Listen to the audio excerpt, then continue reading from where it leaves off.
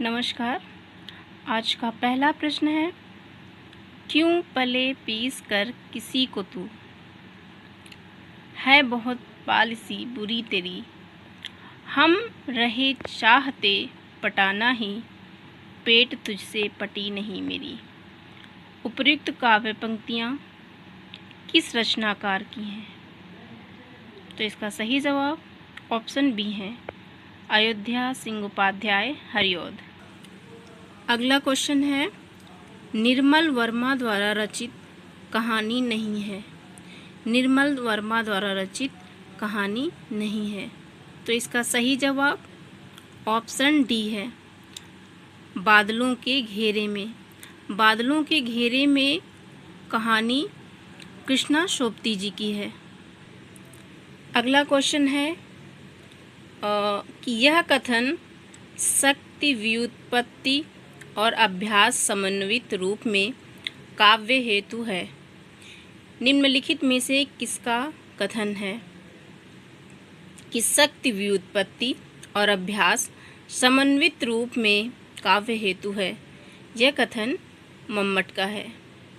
Option B हमारा सही जवाब है, मम्मट। अगला क्वेश्चन है, राजा निर्बंसिया कहानी के पात्र हैं, तो इसमें से कौन कौन से राजा निर्बंसिया के पात्र हैं? तो इसका सही जवाब ऑप्शन बी है, बचन सिंह और जगपति। बचन सिंह और जगपति राजा निर्बंसिया के पात्र हैं। हमारा अगला क्वेश्चन है, निम्नलिखित में से हिंद स्वराज के लेखक हैं, तो हिंद स्वराज का लेखक कौन है? महात्मा गांधी।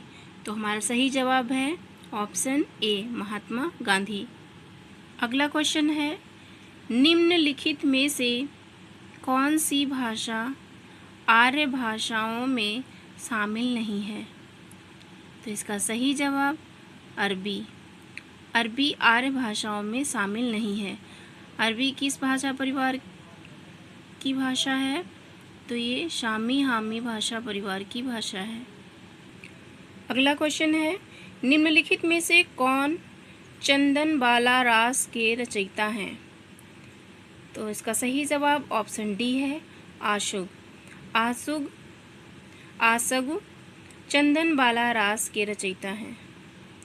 हमारा अगला प्रश्न है, निम्नलिखित में से किस आचार्य ने रीति का एक भेद अवंतिका को माना? तो रीति का एक भेद अवंतिका को किसने माना? भोजराज ने माना। तो इसका सही जवाब ऑप्शन डी है, भोजराज। भोजराज ने रीति का एक भेद अवंतिका को भी माना है। हमारा अगला क्वेश्चन है, भाषा भूषण का विवेच्य है, तो इसमें से भाषा भूषण का विवेच्य कौन सा है? अलंकार। हमें भाषा भूषण रचना में सबसे ज़्यादा अलंकार मिलता है, इसलिए इसका सही जवाब ऑप्शन बी है।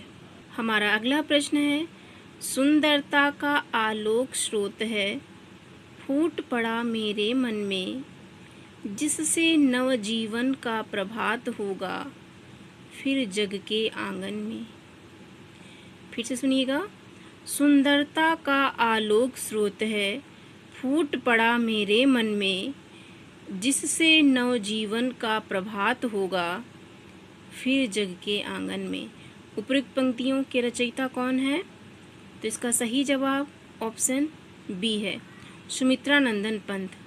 सुमित्रा नंदन पंत ने ये पंक्तियाँ लिखी हैं, जो कि उनकी रचना ग्राम्य से ली गई हैं। अगला प्रश्न है, चंद्रबरदाई ने पृथ्वीराज रासो में निम्नलिखित में से मुख्यतः किस छंद का प्रयोग किया है? तो चंद्रबरदाई ने पृथ्वीराज रासो में किस छंद का प्रयोग किया है? कवित्त छंद का प्रयोग किया है। तो हमारा सही जवाब ऑप्शन सी है, कवित्त। अगला प्रश्न है, निम्नलिखित में से किसका संबंध मनोविश्लेषणवाद से नहीं है? तो इसका सही जवाब ऑप्शन बी है, पाठ संरचना। पाठ संरचना का संबंध किससे है? तो इसका संबंध विखंडनवाद से है। अगला प्रश्न है, शिवपालगंज गांव का चित्रण किस उपन्यास में किया गया है? शिवपालगंज गांव का चित्रण किस उपन्यास में किया गया है? तो इसका सही जवाब ऑप्शन ए है, राग दरबारी। राग दरबारी उपन्यास में शिवपालगंज गांव का चित्रण किया गया है। हमारा अगला प्रश्न है, निम्नलिखित में से किस उपन्यास में ईस्ट इंडिया कंपनी द्वारा भारत के आर्थिक शोषण और लूट का यथार्थ चित्रण हुआ है? किस उपन्यास में ईस्ट इंडिया कंपनी द्वारा भारत के आर्थिक शोषण और लूट का यथार्थ चित्रण हुआ है? तो इसका सही जवाब ऑप्शन बी है, परीक्षा गुरु।